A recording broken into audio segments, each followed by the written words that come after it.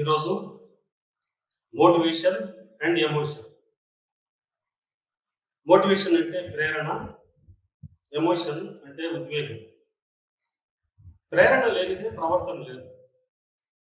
మన ప్రవర్తనకు వివిధ రకాలైనటువంటి ప్రేరకాలే మూలం. ప్రతి ప్రవర్తన వెనుక ఒక ప్రేరణ అనేది ఉంటుంది. దాన్ని బట్టి చూస్తే ఒక విద్యార్థి పాఠశాలకు వెళ్ళినా, ఒక వ్యవసాయదారుడు పొలానికి వెళ్ళి వ్యవసాయం చేసినా, ఒక శాస్త్రవేత్త ప్రయోగశాలలోనూ లేకపోతే పరిసరాలలోనూ నిశితంగా పరిశీలన చేసి కొన్ని కొత్త విషయాలను కనుక్కోవడానికి ప్రయత్నం చేసిన ఇవన్నీ ప్రేరణా శక్తులే. దీన్ని బట్టి మనం మోటివేషన్ ప్రేరణను ఎలా నిర్వచించవచ్చు అంటే, ఇది వ్యక్తిని ఉత్తేజపరిచి ఒక గమ్యం వైపు నడిపించేటువంటి శక్తి. ఇది వ్యక్తిని తగినటువంటి లేదా సరైనటువంటి గమ్యాన్ని ఎంచుకున్నప్పుడు అందుకు తగినటువంటి శక్తిని ఇది కలిగిస్తుంది. ఆ గమ్య లేదా లక్ష్య సాధనకు ఇది పురికొల్పేటువంటి శక్తిగా మనం చెప్పుకోవచ్చు. ఈ ప్రేరణ అనేది కేవలం మానవుల్లోనే కాకుండా ఇతర జీవజాతుల్లో, జంతువులు, పశుపక్షాదులు అన్నింటిలోనూ కూడా ఈ ప్రేరణ అనేది ఉంది. అందువలన వివిధ రకాలైనటువంటి ప్రేరణల ప్రభావం వలన వ్యక్తులు ఆయా ప్రవర్తనలను ప్రదర్శించడం జరుగుతుంది. ఈ ప్రేరణ అనేది రెండు రకాలుగా ఉంటుంది. బాహ్య పరిసరాల వలన మనం కొన్ని ప్రవర్తనలకు ఉద్యమిస్తాం. ఒక్కొక్కసారి అంతరంగిక స్థితుల వలన కూడా మనం ఒక్కొక్క ప్రవర్తనను మనం వ్యక్తం చేస్తుంటాం. దీన్ని బట్టి మనకు ఏమర్థమవుతుందంటే, ప్రవర్తనలో ప్రేరణలను ప్రభావితం చేసే కారకాలను, ఫ్యాక్టర్స్ను రెండు రకాలుగా చెప్పుకోవచ్చు. ఒకటి బాహ్య లేదా పరిసరాత్మకమైనటువంటిది, రెండవది అంతరంగిక లేదా ఇంటర్నల్ కారకాలను చెప్పుకోవచ్చు. ఈ ప్రేరణలను మూడు రకాలుగా శాస్త్రజ్ఞులు విభజించడం జరిగింది. ఒకటి శారీరక ప్రేరణ, రెండవది మానసికమైనటువంటి ప్రేరణ, మూడవది సామాజికమైనటువంటి ప్రేరణ. ప్రేరణను మనం వివిధ పర్యాపదాలతో వివరించడం జరుగుతుంది. దీనిని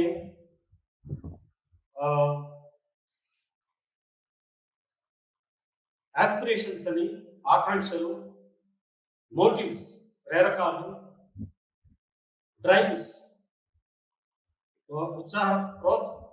ఉత్సుకతలు, ఇన్సెంటివ్స్ ప్రోత్సాహకాలు, ఇలా వివిధ పదాల ద్వారా మనం ఈ ప్రేరణను వివరించడం జరుగుతుంటుంది.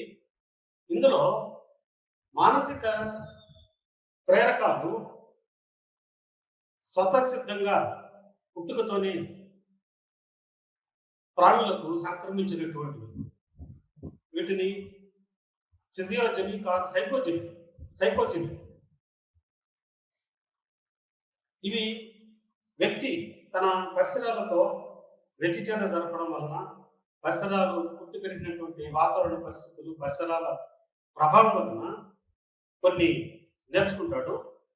అయితే అవి సామాజిక వర్గానికి, సామాజిక కారకాల వర్గానికి చెందినటువంటి. మొదట మనం భౌతిక లేదా శారీరక ప్రేరణల గురించి తెలుసుకుందాం. ఈ శారీరక ప్రేరణలు ఇవి ఫిజియలాజికల్ లేదా బయోలాజికల్ మూలం ఉన్నటువంటివి. పుట్టుకతోనే మనం ఆకలి, దప్పిక, లైంగిక వాంఛ, నిద్ర, నొప్పిని నివారించుకోవడం, ఇవన్నీ పుట్టుకతోనే ప్రాణులలో, జీవజాతులలో ప్రపంచవ్యాప్తంగా సంక్రమించినటువంటి ఇవి మన శరీర ఆరోగ్యాన్ని కాపాడడానికి ఉపకరిస్తాయి. ఒక ఉదాహరణకు ఒక వ్యక్తి ఆకలిగా ఉన్నప్పుడు అతనిలో ఒక డ్రైవ్, ఆకలిని తీర్చుకోవడానికి ఒక ఉత్సుకత, ఇది ఒక టెన్షన్ లాంటిది ప్రారంభమవుతుంది. ఎందువలన ఈ డ్రైవ్ ఎందుకు ప్రారంభమైంది అంటే అది శరీరంలో అవసరమైనటువంటి, శరీర ఆరోగ్యానికి అవసరమైనటువంటి పోషకాలు కొరత ఏర్పడుతుంది, డెఫిషియన్సీ. దానిని పరిపూర్ణం చేయడానికి, ఫుల్ఫిల్ చేయడానికి తిరిగి శరీర సమావస్థను, ఈక్విలిబ్రియం లేదా హోమియోస్టాసిస్, శారీరక సమావస్థను తిరిగి పునరుద్ధరించడానికి వ్యక్తి కొన్ని ప్రవర్తనలను చేపట్టడం జరుగుతుంది. అంటే ఆహారం కోసము, ఆకలిగా ఉన్నటువంటి వ్యక్తి ఆహారం కోసము వెతుకులాట ప్రారంభిస్తాడు. ఇంట్లో ఉన్నట్టయితే ఆహారాన్ని తీసుకొని ఈ నీడ్స్ అనేటువంటి అవసరాలు కూడా ఒక ప్రేరకాలుగా మనం చెప్పుకోవచ్చు.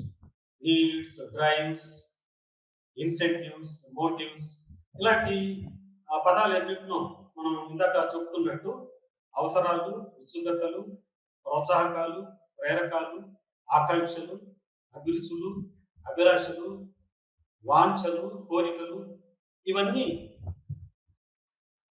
ప్రేరకాలకు ఇంచుమించు మనం పర్యాపదాలుగా వాడుతుండడం జరుగుతుంది. ఈ శారీరక అవసరాలు శరీరము సమావస్థ చేరడానికి ప్రవర్తనను ప్రేరేపిస్తాయి. అలాగే దప్పికటువంటి వ్యక్తి దప్పిక తీర్చుకోవడానికి ప్రవర్తనను చేపట్టడం జరుగుతుంటుంది. ఈ అవసరాలు శరీరంలో ఒక కొరతను, వెలితిని సూచిస్తాయి. అప్పుడు ఒక ఉత్సుకత, డ్రైవ్ ప్రారంభమవుతుంది. ఇది జీవి లేదా ప్రాణి, వ్యక్తి కావచ్చు, జంతువు కావచ్చు, దానికి సంబంధించినటువంటి గమ్యాన్ని చేరుకునేంత వరకు ఈ ప్రవర్తన కొనసాగడం జరుగుతుంది. దీనినే మనం గోల్ డైరెక్టెడ్ యాక్టివిటీ, గమ్య నిర్దేశక చర్య అంటే ఆ ప్రవర్తన ఆ అవసరాన్ని తీర్చినంత వరకు వ్యక్తి కొనసాగించడం జరుగుతుంది. ఆ గమ్యం చేరుకున్న తర్వాత, అంటే ఆకలిగా ఉన్న వ్యక్తికి ఆహారం కానీ, దప్పికగా దాహంగా ఉన్నటువంటి వ్యక్తికి నీరు కానీ తీసుకున్న తర్వాత అది ఉపశమనం కలిగిస్తుంది. ఆ కొరతను, వెలితిని ఇప్పుడు పూర్తి చేయడం జరిగింది కాబట్టి ఈ వెలితి పూర్తి అయిపోయింది కాబట్టి ఇప్పుడు శరీర సమావస్థను తిరిగి పునరుద్ధరించడం జరిగింది కాబట్టి ఆ డ్రైవ్ స్టేట్, ఆ ఉత్సుకత స్థితి ఇప్పుడు క్షీణిస్తుంది. అలాగే ఇతర శారీరక అవసరాలు, ఇందాక చెప్పుకున్నట్టు ఆహారము, నీరు, లైంగిక సుఖము, నిద్ర, ఇలాంటివన్నీ శారీరక ప్రేరక. రెండవది మానసిక ప్రేరకాలలో ఇవి పుట్టుకతోనే స్వతసిద్ధంగా కొందరు వ్యక్తుల్లో, అందరి వ్యక్తుల్లో ఒకే రకమైనటువంటి మానసిక ప్రేరకాలను మనం గమనించలేకపోవచ్చు. ఉదాహరణకు అన్వేషణ అనేది ఎక్స్ప్లోరేషన్, కాంపిటీషన్ సమర్థత, కాంపిటెన్సీ సమర్థత, సెల్ఫ్ యాక్చువలైజేషన్, ఆత్మ సాఫల్యం, ఇలాంటివి అందరి వ్యక్తుల్లోనూ ఒకే విధంగా ఉండవు. కానీ శారీరక ప్రేరకాలు ప్రపంచవ్యాప్తంగా అందరిలోనూ, సర్వ ప్రాణుల్లోనూ అవి సంక్రమించడం జరుగుతుంది.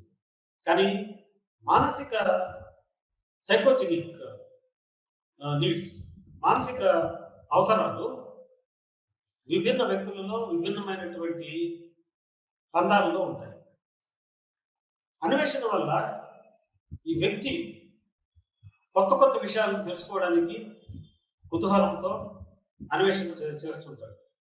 అవి కొత్త స్థలాలను కొత్త ప్రదేశాలను కనుగొనడం, కొత్త కొత్త సిద్ధాంతాలను ప్రతిపాదించి వివిధ ప్రక్రియలను, దృగ్విషయాలను వివరించడం, అలాంటి ప్రవర్తన కొత్త కొత్త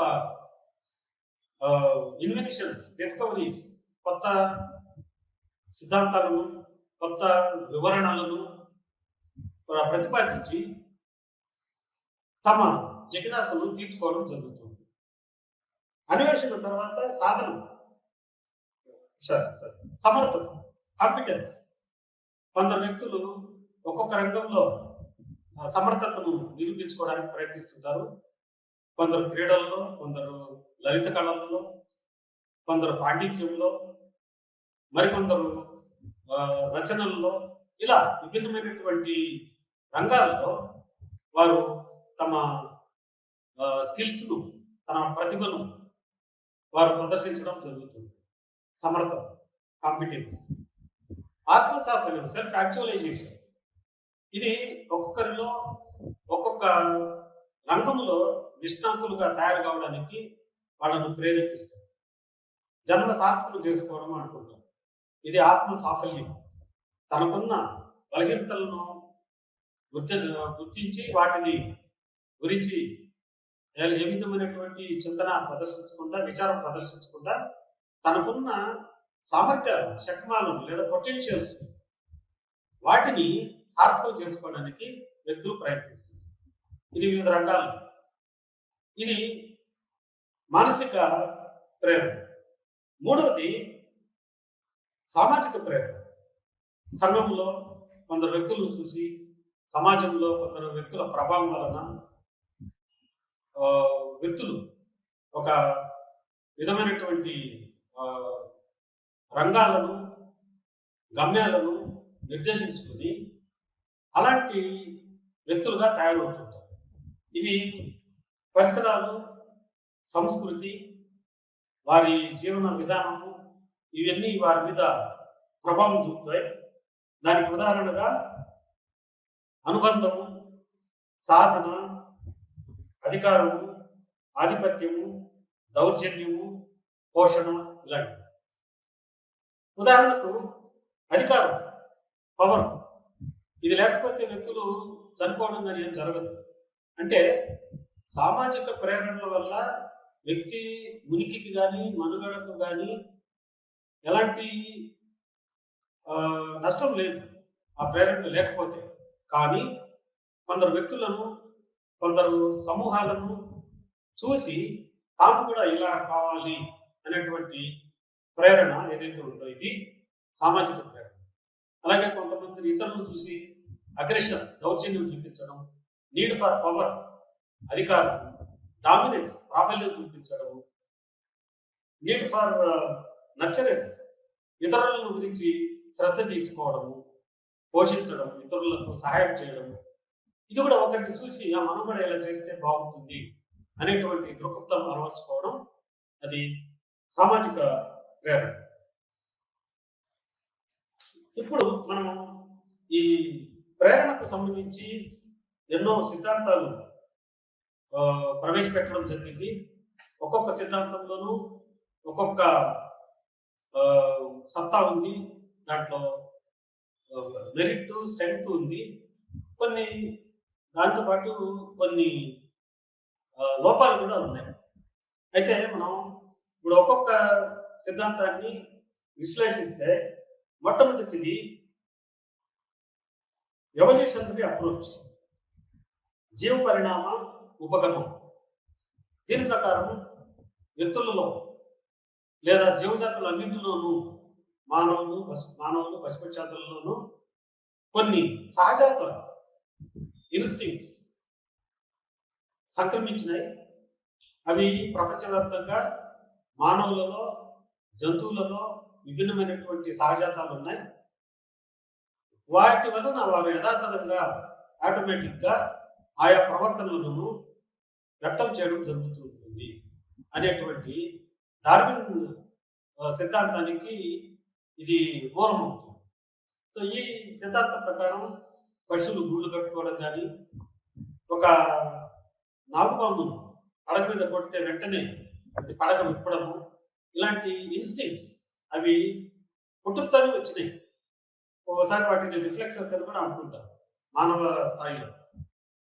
ఇవి వ్యక్తులను ఒక నిర్దిష్టమైనటువంటి విధిలో రీతిలో ప్రవర్తించేటువంటి ప్రవర్తనకు దారితీస్తాయి అనేది ఈ సిద్ధాంత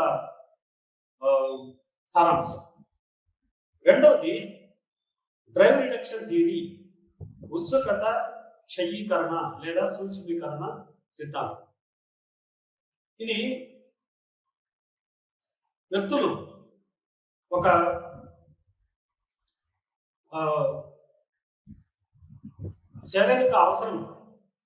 శారీరకంగా ఒక వెలితి లేదా కొరత ఏర్పడినప్పుడు దానిని నింపుకోవడానికి, ఆ అవసరాన్ని తీర్చుకోవడానికి ఒక నిర్దిష్టమైనటువంటి ప్రవర్తనలు చేపడతాయి.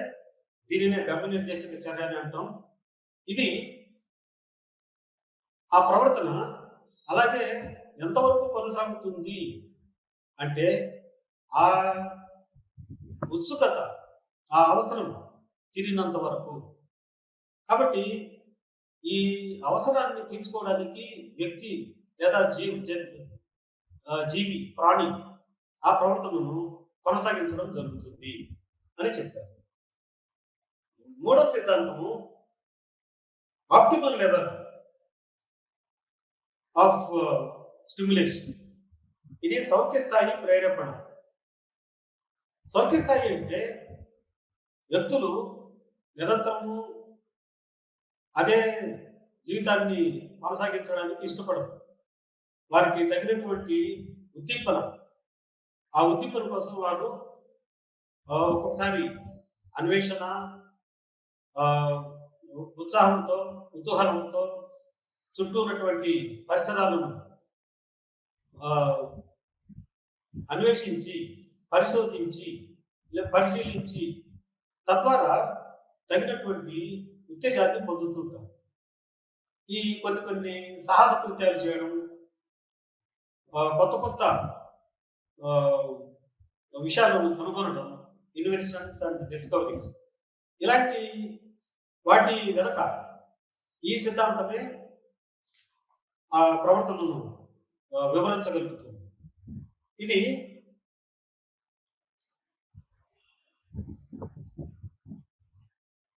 ఎర్కిస్ డాడ్సన్ లా ప్రకారం వ్యక్తులు అత్యల్పమైనటువంటి ఉద్దీపనను, అమితమైనటువంటి ఉద్దీపనలను భరించలేరు. ఒక సౌఖ్యమైనటువంటి స్థాయి, ఆప్టిమల్ లెవెల్, ఆ స్థాయిలో ఉన్నప్పుడే వారి పనితీరు, ప్రదర్శన, ఉత్పాదన కావచ్చు, ఇవి వారి పర్ఫార్మెన్స్ రాణిస్తుంది. అలాంటప్పుడే వాళ్ళలో మెరుగ్గా ఆ పర్ఫార్మెన్స్ను వ్యక్తం చేయడం జరుగుతుంటుంది, నిష్పాదనం జరుగుతుంటుంది అని ఈ సిద్ధాంతం యొక్క సారాంశం. కాబట్టి కొందరు ఈ తగినటువంటి స్థాయిలో, అదే సౌఖ్య స్థాయి, ఆప్టిమల్ స్థాయిలో తమకు శక్తి సామర్థ్యాలకు, తమ అభిరుచులకు అనుగుణమైనటువంటి గమ్యాలనే ఎంచుకొని వాటి సాధనకై కృషి చేయడం జరుగుతుంది. అలాగే మోటివేషను, ప్రేరణా శక్తి వారిని ఆ గమ్యం వైపు నడిపిస్తుంది. తర్వాత సిద్ధాంతం ఇన్సెంటివ్స్ థియరీ, ప్రోత్సాహకాలు. ఈ ప్రోత్సాహకాలు స్వతసిద్ధమైనటువంటి ప్రోత్సాహకాలు కావచ్చు, లేదా బాహ్యం, ఎక్స్టర్నల్, ఇంటర్నల్ ఆర్ ఎక్స్టర్నల్. ఒక్కొక్కసారి మనం ఆకలిగా లేకపోయినా కొన్ని వాసనలను గ్రహించిన తర్వాత ఒక నిర్దిష్టమైనటువంటి ఆహారాన్ని తీసుకోవడం జరుగుతుంది. ఇది ఎక్స్టర్నల్ ఇన్సెంటివ్స్ వల్ల జరుగుతుంది. ఒక్కొక్కసారి ఇంటర్నల్, వ్యక్తి తనంతట తానే ఈ ఆ, పారితోషికాలను లేదా ప్రోత్సాహకాలను మనసులో ఉంచుకొని నేను ఇది సాధిస్తే ఈ ఈ స్థానం నేను వెళ్ళగలిగితే నేను ఒక గొప్ప శాస్త్రవేత్తను, గొప్ప క్రీడాకారుణ్ణి, లేకపోతే గొప్ప రాజకీయ నాయకుడిని అయినట్లయితే నాకు ఇలాంటి నేను ఒక అధికారం చెలాయించవచ్చు, నా వాళ్లకు నేను సాయం చేయగలుగుతాను, ఒక్కొక్కసారి సమాజ సేవను చేయడానికి నాకు గొప్ప అవకాశం ఉంటుంది, విస్తృతమైనటువంటి అవకాశం ఉంటుంది. ఇలా తనకు తానుగా ఇది ఇంట్రిన్సిక్ మోటివేషన్ అంటారు. ఒక్కొక్కసారి ఎక్స్టర్నల్ ఫ్యాక్టర్స్, బాహ్య కారకాలు కూడా ప్రవర్తనను నిర్దేశించడం జరుగుతుంటుంది. ఇది ప్రోత్సాహకాల సిద్ధాంతం. నెక్స్ట్ సంజ్ఞానాత్మక ఉపగమం, కాగ్నిటివ్ అప్రోచ్. వ్యక్తి బేరీస్ వేసుకుంటాడు, ఆలోచిస్తాడు, చింతన ప్రక్రియ ద్వారా తన యాటిట్యూడ్స్ను, తన బిలీఫ్స్, తన వైఖరులు, తన విశ్వాసాలు, నమ్మకాలు, ప్రతీక్షలు, ఎక్స్పెక్టెన్సీ, అభిరుచులు, ఆకాంక్షలు, వీటిని ఫుల్ఫిల్ చేసుకోవడానికి, వీటిని సఫలీకృతం చేసుకోవడానికి వ్యక్తి కొన్ని రకాల ప్రవర్తనను ప్రదర్శిస్తాడు. అవే అతనికి ప్రేరకాలుగా పనిచేస్తాయి అనేటువంటిది సంజ్ఞానాత్మక ఉపగమం చెప్పేటువంటి సారాంశం. తర్వాత లక్ష్య నిర్దేశక సిద్ధాంతం, గోల్ సెట్టింగ్. లక్ష్యం, గమ్యం స్పష్టంగా ఉన్నప్పుడు వ్యక్తి ప్రతిస్పందన, వ్యక్తి యొక్క ప్రయత్నం, అతని కృషి స్థాయి మరింత మెరుగ్గా ఉంటుంది. అలా కాకుండా గమ్యంలో స్పష్టత లేకపోయినట్లయితే అతనికి ఒక దిక్సూచి లేని నావిలాగా ఏం చేస్తున్నాడో, ఏ లక్ష్యానికి తాను కృషి చేస్తున్నాడో స్పష్టత లేకపోయినట్లయితే అతని ప్రవర్తన అంత ప్రేరణాత్మకంగా ఉండదు. అది గోల్ సెట్టింగ్ థియరీ, లక్ష్య నిర్దేశక సిద్ధాంతం సారాంశం.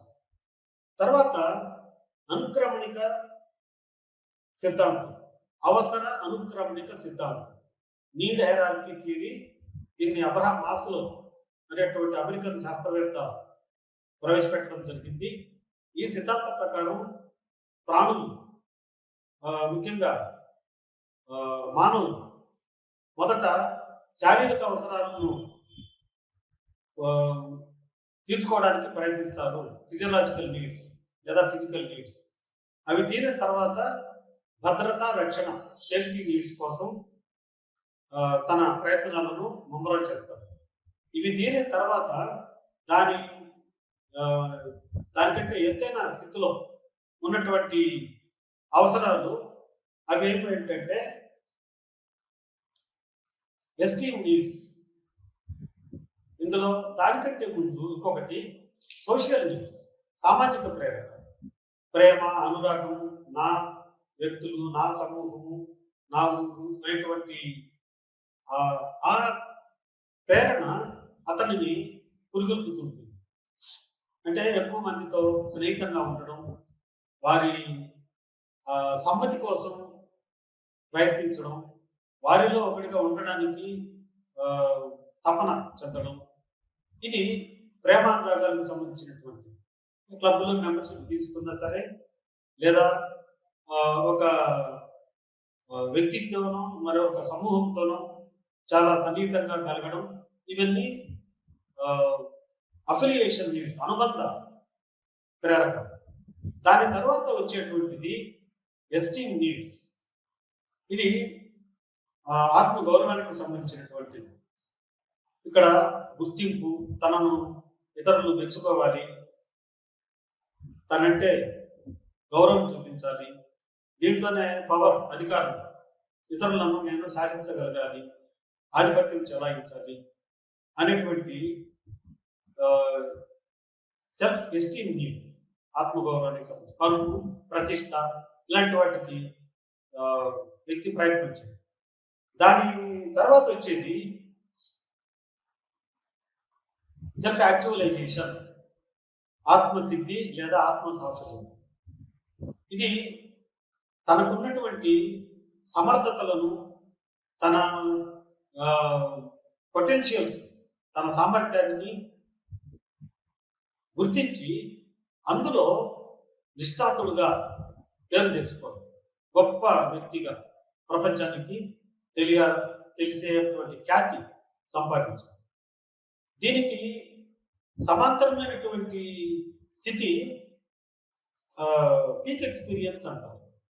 ఇది ఒక క్రీడా రంగంలో కానీ, ఒక విజ్ఞాన రంగంలో కానీ ఒక గొప్ప గుర్తింపు తెచ్చుకున్నటువంటి వ్యక్తికి ఒక విధమైనటువంటి తన్మయానందం చెందుతాడు. అది సెల్ఫ్ యాక్చువలైజేషన్. అయితే మాస్లో ఆ తర్వాత ఇంకొక దశను కూడా, ఇంకొక మెట్టును కూడా దీనికి జత చేయడం జరిగింది. నీడ్ ఫర్ ట్రాన్సెండెన్స్ అనేటువంటిది. ఇది మోక్షానికి సంబంధించినటువంటిది. ఇది ఒక పరమార్థ దశ. ఇలా అవసరాలు రాను రాను సానుకూల దిశలో పెరుగుతూ పోతుంటాయి. ఇది ఒక hierarchy, step by step positive డైరెక్షన్లో పెరుగుదల వైపే ఎప్పుడు మానవుని ప్రవర్తన మొగ్గు చూపుతుంటుంది అనేటువంటి సిద్ధాంతాన్ని ఈ అవసర అనుక్రమణ సిద్ధాంతం వ్యక్తం చేస్తుంది. తర్వాత సెల్ఫ్ డిటర్మినేషన్ థియరీ, స్వీయ కృతనిశ్చయ సిద్ధాంతం. ఇది కూడా మాస్లో సిద్ధాంతానికి పోలికలు కలిగినటువంటి సిద్ధాంతమే. ఇందులో 3 రకాలైనటువంటి అవసరాలను పేర్కొనడం జరిగింది.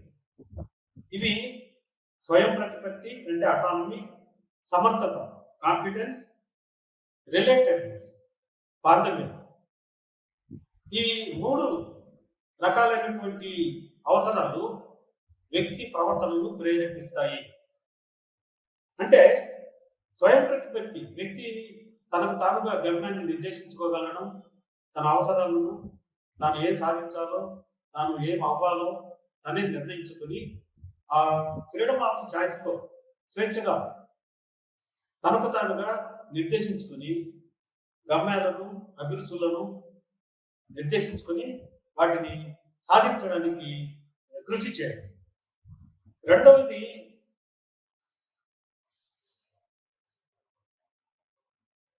సమర్థత కాన్ఫిడెన్స్.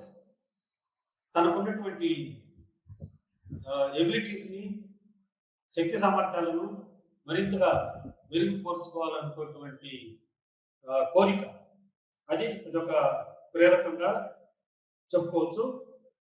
బాంధవ్యం, ఇతరులతో ప్రతిభావంతంగా ఎఫెక్టివ్గా సంబంధ బాంధవ్యాలను ఏర్పరచుకోగలరు. ఇది రిలేటెడ్నెస్ అని చెప్తుంటాము.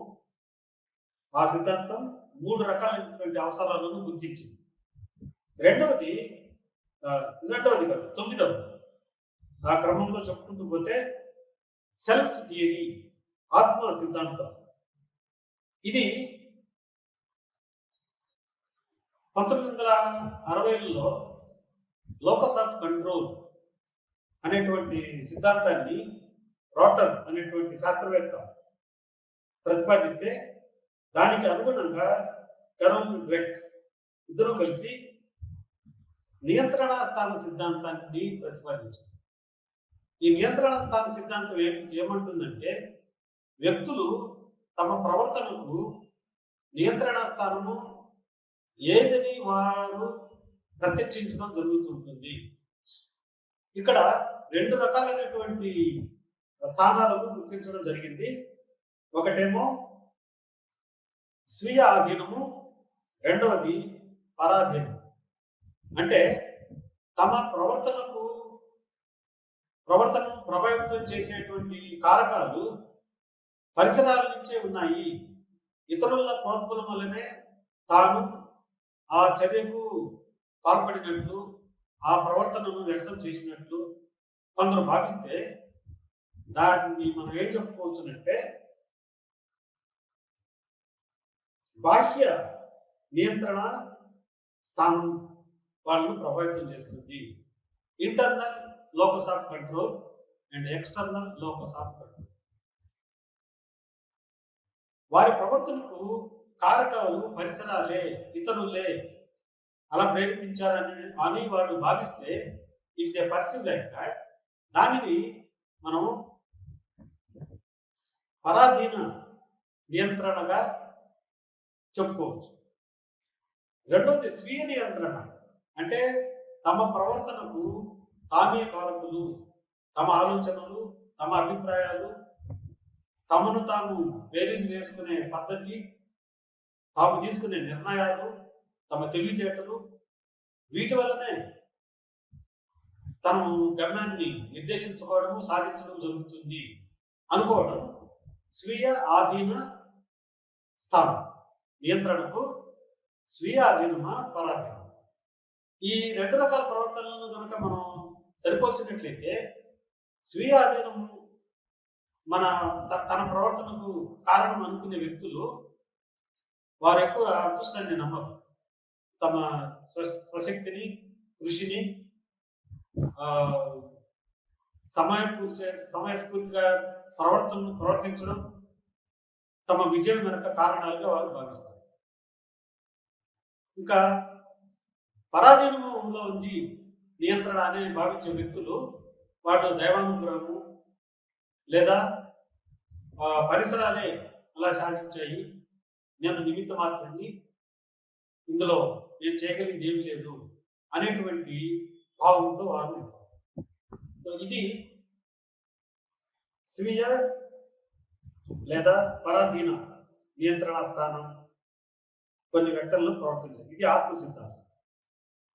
ఆడల్ఫర్ సిద్ధాంతం, ఈఆర్జి సిద్ధాంతం కూడా మాస్లో సిద్ధాంతాన్ని విశ్లేషించి దాని నుంచి స్ఫూర్తి పొందినటువంటి సిద్ధాంతమే ఇది కూడా. క్లెటన్ ఆడల్ఫర్ 3 రకాలైనటువంటి లెవెల్స్, స్థాయిలు ఉన్నట్లుగా ఆయన పేర్కొన్నాడు. అందులో ఈ అనేది ఎగ్జిస్టెన్స్, ఉనికి, మనుగడ. వ్యక్తి ప్రాణాలతో ఉండడానికి, ఆరోగ్యంగా ఉండటానికి ముందు ప్రయత్నం చేస్తాడు. ఇది శారీరక అవసరాలను సంపూర్తిని చేసుకునేటువంటి ప్రేరణ. రెండవ స్థాయి రిలేటెడ్నెస్. ఇది బాంధవ్యం, ఇతరులతో కలిసిమెలిసి ఉండడం, ప్రభావవంతంగా వ్యవహరించడం, వ్యతిచర్య జరపడం ఈ ప్రేరకం చేసేటువంటి పని. మూడవది జి అనేటువంటిది గ్రోత్, పెరుగుదల, వికాసము, మరింత ఉన్నత స్థితికి చేరుకోవాలనేటువంటి తపన ఈ స్థాయిలో వ్యక్తమవుతుంది. ఇది ముఖ్యంగా ఇండస్ట్రీస్లో లేదా కార్యాలయాల్లో, పరిశ్రమలలో, సంస్థలలో, వ్యక్తులు వర్క్ ప్లేస్లో, పనిచేసే స్థలాల్లో ముఖ్యంగా ఈ 3 కారకాలు ప్రభావం చూపడం మనం గమనించవచ్చు. ముఖ్యంగా అలాంటి ప్రవర్తనను వివరించడానికే ఆల్డర్ఫర్ ఈ సిద్ధాంతాన్ని ప్రవేశపెట్టడం జరిగింది. తర్వాత హెర్జ్బర్గ్ ద్వికారక సిద్ధాంతం. హెర్జ్బర్గ్ సిద్ధాంతం 2 రకాలైనటువంటి ప్రేరకాలను గుర్తించడం జరిగింది. ఒకటి ఆరోగ్యాన్ని సృష్టించేవి, రెండవది ప్రేరణాత్మకమైనటువంటి హైజీనిక్ అనేటువంటి కారకాలు, ఆరోగ్య కారకాలు. మోటివేషనల్ ఫ్యాక్టర్స్ అనేటువంటివి ప్రేరణాత్మక కారకాలు. ఇందులో ఆరోగ్య కారకాలు వ్యక్తికి తగినటువంటి శ్రమ, వర్క్లోడు, జీతము, తర్వాత తనకు తగినటువంటి రక్షణ, ఇలాంటివి ఉంటే చాలు అనేటువంటిది ఆరోగ్యకారం. ఈ మోటివేషన్ ఫ్యాక్టర్స్ అనేటువంటివి అందులో వ్యక్తికి పదవి ఉన్నతి జరగడం, ప్రమోషన్స్, గుర్తింపు, తర్వాత తన అభిప్రాయాలకు విలువనిచ్చేటువంటి సంస్కృతి ఆ ఆర్గనైజేషన్లో ఉందా అనేటువంటిది, ప్రోత్సాహకాలు, ఇలాంటివి మోటివేషనల్ ఫ్యాక్టర్స్. ఇవి వ్యక్తిలో సంతృప్తి స్థాయిని, అసంతృప్తి స్థాయిని నిర్దేశిస్తాయి. ఇక్కడ సంతృప్తికి దోహదం చేసేటువంటి కారకాలు వేరు, అసంతృప్తికి దోహదం చేసేటువంటి కారకాలు వేరు. ముఖ్యంగా ఆరోగ్య సంబంధించినటువంటి కారకాలు అసంతృప్తి స్థాయిని వ్యక్తం చేస్తాయి. అంటే ఒక వ్యక్తిలో అసంతృప్తి తక్కువగా ఉందా, ఎక్కువగా ఉందా అనేది ఈ ఆరోగ్య కారకాల వల్ల తెలుస్తుంది. ఇవి రెండు విభిన్నమైనటువంటి డైమెన్షన్స్, విశేషకాలు. ఇక్కడ సంతృప్తికి అసంతృప్తి వ్యతిరేకంగా తీసుకోకూడదు. సంతృప్తి లేకపోవడం అనేది ఒక విశేషకము, అలాగే అసంతృప్తి లేకపోవడం, ఇలా ఇవి రెండు విభిన్నమైనటువంటివి, స్వతంత్రమైనటువంటి విశేషకాలు. ఇందాక చెప్పినటువంటి వివరణ ఏంటంటే, ఆరోగ్య కారకాలు తక్కువగా ఉన్నట్లయితే, అంటే వర్క్ లోడ్ తక్కువ, జీతం తక్కువ, అలాంటి ఉన్నప్పుడు అసంతృప్తి స్థాయి ఎక్కువగా ఉంది. రెండవది సంతృప్తి స్థాయి, ఈ మోటివేషన్ ఫ్యాక్టర్స్, ఇవి బాగా విస్తృతంగా ఉన్నట్టయితే సంతృప్తి స్థాయి ఎక్కువగా ఉంది. ఇది ద్వికారక సిద్ధాంతం చేసేటువంటి ప్రతిపాదన. తర్వాత 12వది అక్వైర్డ్ నీడ్స్, అభ్యస్త అవసరాలు. ఇది కూడా మాస్లో సిద్ధాంతంలో ఒక భాగాన్ని కేంద్రీకృతం చేసింది. ఈ సోషల్ నీడ్స్ను డేవిడ్ మెక్లెలాండ్ దీని గురించి పరిశోధన చేయడం జరిగింది. ఇతను ప్రాథమికంగా 3 రకాలైనటువంటి అవసరాలను ఆయన గుర్తించాడు మానవుల్లో. ఒకటి నీడ్ ఫర్ అచీవ్మెంట్, సాధన, ప్రేరణ. రెండవది నీడ్ ఫర్ అఫిలియేషన్, అనుబంధ ప్రేరణ. మూడవది నీడ్ ఫర్ పవర్, అధికార ప్రేరణ. ఈ 3 రకాలైనటువంటి ప్రేరణలు ఈయన క్రాస్ కల్చరల్ స్టడీ చేశారు. వివిధ సంస్కృతుల్లో ఏ అవసరాలు ఎక్కువగా ప్రతిబింబిస్తున్నాయనేటువంటి పరిశోధన ద్వారా ఈయన మానవులలో ఈ 3 ఎక్కువ ప్రవర్తనను శాసించేటువంటి కారకాలు, ప్రేరకాలు అని ఈయన పేర్కొనడం జరిగింది. ఇవి వివిధ సిద్ధాంతాలు. ఇప్పుడు తర్వాత అంశం కుంఠనం, ఫ్రస్ట్రేషన్. ఒక గమ్య నిర్దేశక చర్య, గోల్ డైరెక్టెడ్ బిహేవియర్ సాఫీగా జరిగితే ఆ వ్యక్తి గమ్యాన్ని చేరుకోగలుగుతాడు. అలా కాకుండా ఈ గమ్య నిర్దేశనంలో ఏవైనా ప్రతిబంధకాలు, అడ్డంకులు ఎదురైనప్పుడు కొందరు వ్యక్తులు మరింత సామర్థ్యాన్ని పెంపొందించుకొని ఆ అడ్డంకులను అధిగమించి గమ్యాన్ని చేరుకోవడానికి ప్రయత్నిస్తారు. కానీ చాలా మంది వ్యక్తులు అలా తమ గమ్య నిర్దేశక ప్రవర్తనకు ఆటంకం ఎదురైనప్పుడు కుంఠనం చెందడం జరుగుతుంది. ఫ్రస్ట్రేషన్, ఈ గమ్యాన్ని చేరుకోలేకపోయాను, లక్ష్య సాధనలో విఫలమయ్యాను అనేటువంటి కుంఠనానికి గురి అవ్వడం జరుగుతుంటుంది. దీనిని కుంఠన దౌర్జన్య సిద్ధాంతం డొలాట్ అండ్ మిల్లర్ అనేటువంటి శాస్త్రజ్ఞులు ప్రవేశపెట్టారు. చాలా మంది వ్యక్తులలో కుంఠనానికి గురైన వ్యక్తులు దౌర్జన్య ప్రవర్తనకు దిగుతారు అనేటువంటి సిద్ధాంతాన్ని మీరు ప్రతిపాదించడం జరుగుతుంది. అయితే కుంఠనము 3 రకాలైనటువంటి కారకాల వలన ప్రభావితం అవుతుంది. ఒకటేమో పరిసరాలు, సమాజము, ఇతరుల వ్యక్తులు, సంఘము, కులము, మతము, కొన్ని నియమాలు మనం అనుకున్నటువంటి గమ్యాలను చేరుకోవడానికి అడ్డంకులు సృష్టిస్తాయి. ఇవి పరిసరాలు ప్రవేశపెట్టినటువంటి పరిసరాలు చొప్పించేటువంటి అడ్డంకులు.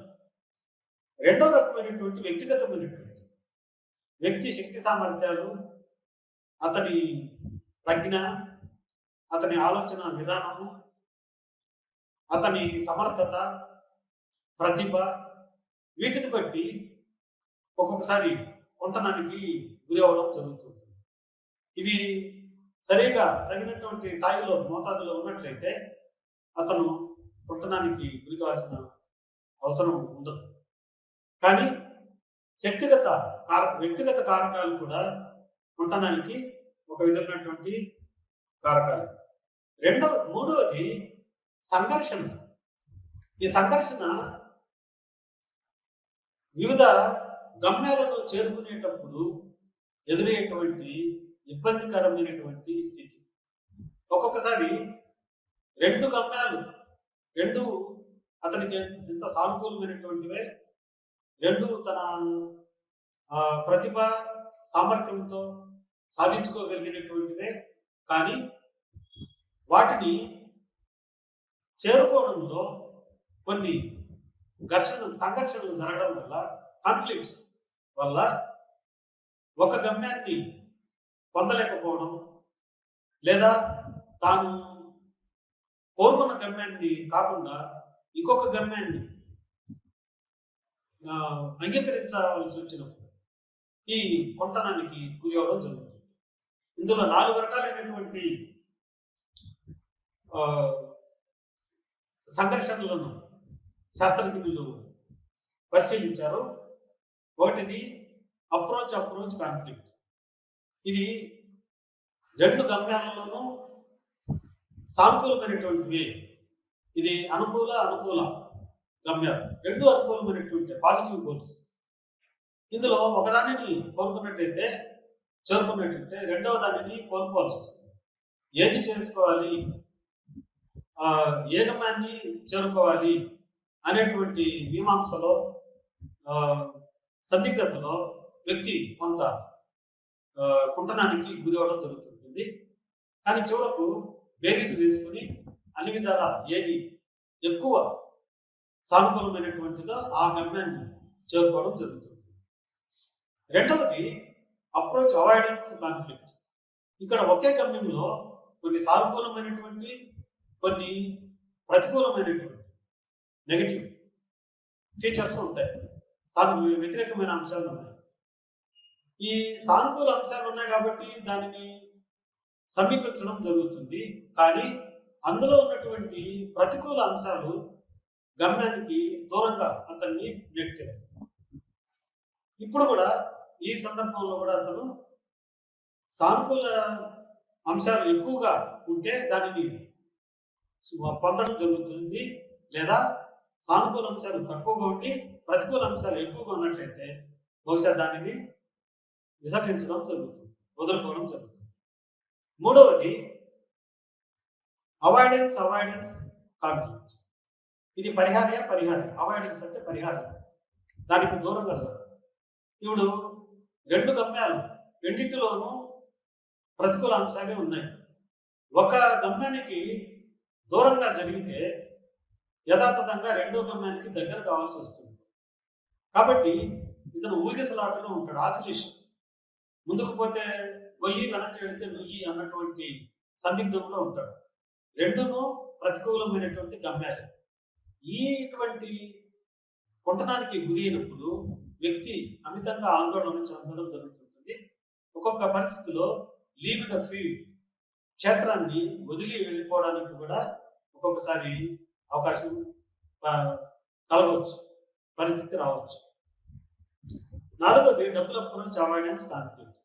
ఇది ఉపగమ పరిహార్య ద్వయం, రెండు గమ్యాలలోనూ, రెండు లక్ష్యాలలోనూ కొన్ని అనుకూల, కొన్ని ప్రతికూల అంశాలు ఉన్నాయి. కాబట్టి ఆ రెండింటిలో ఏది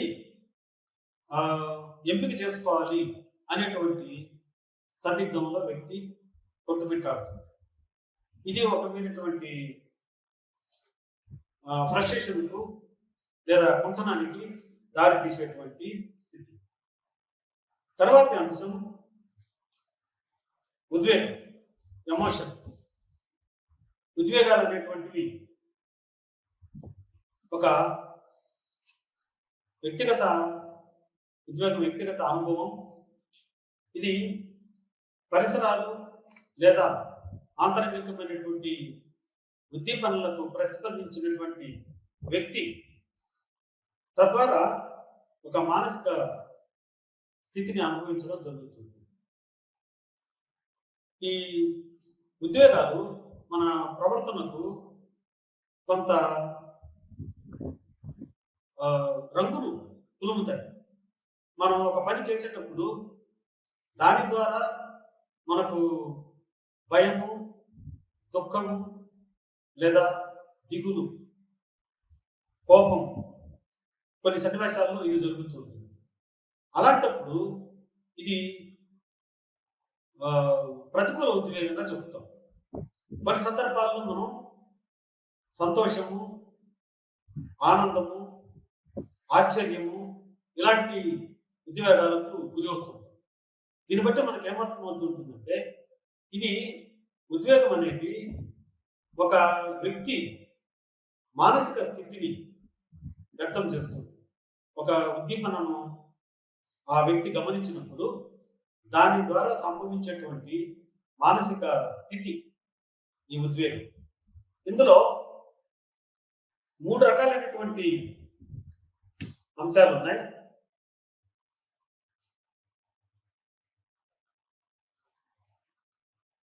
నాలుగు రకాలైనటువంటి అంశాలు ఉన్నాయి. ఒకటి వ్యక్తిగత అనుభవం.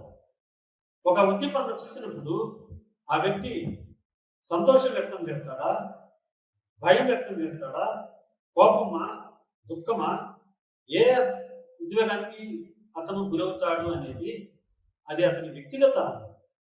కొందరు ఒక ఉద్దీపనను చూసినప్పుడు భయపడవచ్చు, మరికొందరు ఆ ఉద్దీపనను చూసినప్పుడు సంతోషపడటం జరగవచ్చు. ఆ విధంగా చూస్తే ఉద్వేగం అనేది వ్యక్తిగత అనుభవం, సబ్జెక్టివ్ ఎక్స్పీరియన్స్. రెండవ అంశం ఏంటంటే ఉద్వేగానికి సంబంధించి శారీరక ఉత్తేజం జరుగుతుంటుంది. ఒక ఉద్దీపనను చూసినప్పుడు సహానుభూత నాడీ మండలం ఆ వ్యక్తి ఆ ఉద్దీపనను గమనించినప్పుడు కొందరు భయము, లేకపోతే దుఃఖము, ఆనందము, కోపము ఎందుకు ప్రదర్శిస్తారంటే నాడీ మండలంలో కొన్ని సంజ్ఞానాత్మక ఆలోచనలు, స్మృతి, సంస్కృతి, నమ్మకాలు, వైఖరు, memory, past experience, beliefs, attitudes ఇవన్నీ ఆ ఉద్దీపనను ప్రత్యక్షించినప్పుడు ఇవన్నీ అతని ఆలోచనను ప్రభావితం చేయడం వలన దానిని బట్టే వ్యక్తి భయపడతాడా, సంతోషిస్తాడా, కోపగించుకుంటాడా అనేటువంటి అంశము నిర్ధారితమవుతుంది. ఆ విధంగా చూస్తే సంజ్ఞానాత్మకమైనటువంటి అంశము ఇముడి ఉంది ఉద్వేగం. తర్వాత శారీరక ప్రక్రియల్లో కొన్ని మార్పులు ఉద్యోగాన్ని అనుసరించి గుండె వేగంగా కొట్టుకోవడం, శ్వాసక్రియ మార్పులు చెందడం, లాలాజల గ్రంథులు ఒక్కొక్కసారి ఆరిపోవడం, కంటిపాప సంకోచ వ్యాకోచాలను చెందడం ఇవన్నీ కూడా శారీరక మార్పులు సంభవిస్తాయి. ఉద్వేగాన్ని అనుసరించి శారీరక మార్పులు ఉంటాయి. నాలుగవ అంశం ఏంటంటే ప్రవర్తనాపరమైనటువంటి అంశం కూడా ఉంది ఉద్వేగం కనుక. ప్రవర్తన, వ్యక్తి సంతోషించినప్పుడు దానిని వ్యక్తం చేస్తారు. సంతోషము, గౌరవము, ప్రేమ ఇవన్నింటినీ వ్యక్తం చేయడానికి షేక్ హ్యాండ్ ఇవ్వచ్చు, ఆలింగనం చేసుకోవచ్చు, లేదా పాదాభివందనం చేయొచ్చు. ఇవి అనుకూల ఉద్వేగం వలన జరిగేటువంటి ప్రవర్తన మార్పు. అలా కాకుండా ప్రతికూల ఉద్వేగాలు కనుక ఉన్నట్లయితే కోపంగా ఉన్నటువంటి వ్యక్తి ముఖము చిట్లించుకోవడం, కోపంగా మాట్లాడడం, దాడి చేయడానికి కూడా ప్రయత్నించడం, ఇవన్నీ ప్రవర్తనాపరమైనటువంటి అంశాలు. కాబట్టి ఈ 4 విధాలైనటువంటి అంశాలు ఉద్వేగంలో ఇమిడి ఉన్నాయి అనేటువంటిది దాని సారాంశం. ఉద్వేగాలు చాలా వరకు స్వతహాగా కొన్ని ఉద్వేగాలు ఉన్నాయి. ఈ ఉద్వేగాలు ప్రపంచవ్యాప్తంగా సంక్రమించినటువంటి ఉద్వేగాలను అన్ని జీవజాతుల్లోనూ వివిధ రకాలైనటువంటి ఉద్వేగాలు ఉన్నాయి. వీటిని ప్రాథమిక ఉద్వేగాలు అని చెప్పడం జరుగుతుంది. ఇవి పుట్టుకతోనే వచ్చినటువంటివి. తర్వాత ఈ కోపము, భయము, సంతోషము, దుఃఖము, జుగుప్స అనేది డిస్గస్ట్, ఆశ్చర్యం, ఇవన్నీ మానవులలో సర్వసాధారణంగా కనిపించేటువంటి ప్రాథమిక ఉద్వేగాలు. చాలా వరకు ఉద్వేగాలు వ్యక్తం చేయడంలో సమాజం పాత్ర కూడా ఎంతో ఉంది. కొన్ని ఉద్వేగాలు వ్యక్తపరిచే పద్ధతులు క్రమంగా వికాసాత్మకంగా కొన్ని మార్పు చెందడం జరుగుతుంటుంది. అయితే ఇందులో ఉద్వేగాలను నిర్ణయించడంలో పాత్ర వహించేటువంటివి ఏంటంటే గతానుభవం, పాస్ట్ ఎక్స్పీరియన్స్. రెండవది అభ్యసనం, లర్నింగ్.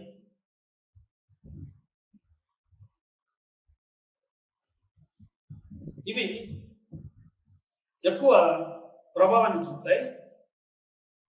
ఉద్వేగాల వలన కొన్ని ప్రకార్యాలను మనం చూడొచ్చు. దాని విధులు, ఉద్వేగాలు ఎలాంటి విధులను నిర్వహిస్తాయి అంటే, వ్యక్తి క్రియాశీలకంగా ఒక చర్యను పూనుకోవడానికి అవి సమాయత్తపరుస్తాయి. ఒక ఉద్యమాన్ని చూసినప్పుడు భయపడడమో సంతోషించడమో జరుగుతుంది. దాని తర్వాత దానిని ఎదుర్కోవడమా లేకపోతే దాని నుంచి దూరంగా పరిగెత్తి ప్రాణరక్షణ చేసుకోవడమా అనేటువంటి చర్య అతను చేసుకోవడానికి ఉద్వేగాలు అతనికి సమాయత్తపరుస్తాయి. ఆ విధంగా ఉద్వేగం ఒక విధిని నిర్వర్తిస్తుంది. భవిష్యత్తులో ప్రవర్తన ఎలా ఉండాలో అనేటువంటిది కూడా అతనికి నేర్పిస్తుంది. ప్రవర్తనను షేపింగ్, మలచడంలో ఉద్వేగాలు పాత్ర పోషిస్తాయి. మూడవది, ఇతరులతో సమర్థవంతంగా వ్యతిచర్య జరపడానికి, ఎఫెక్టివ్ ఇంటరాక్షన్కు ఉద్వేగాలు